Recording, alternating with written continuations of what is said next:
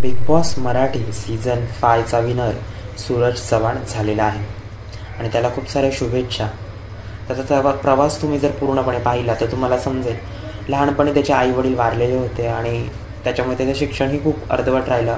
8वी pass आहे तो आणि तो आपल्याला एक खूप मोठा धडा शिकवून जातो आहे किंवा तो त्याचं जे राहणीमान आहे तुम्ही जर बघितला तर बऱ्याच जणांना असं वाटतं खूप गावंढळ आहे, पण त्याची जी विचारसरणी आहे ती इतर सदस्यांपैकी खूप चांगली होती.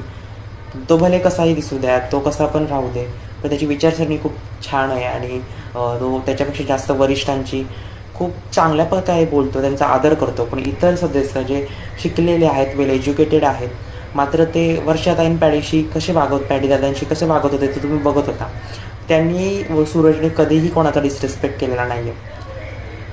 तर एक बिग बॉस हा एक रियालिटी शो आहे आणि तिथे तुम्ही रिअल तुम्ही कसे आहात हे ते शो पाहत असता आणि सूरज चव्हाण खूप चांगला व्यक्ती म्हणून खूप छान आहे हे त्याने या शोमध्ये जाऊन दाखवलेलं आहे आणि म्हणूनच तो जो विजेता झालेला आहे तो डिझर्व करतो असं मला वाटतं.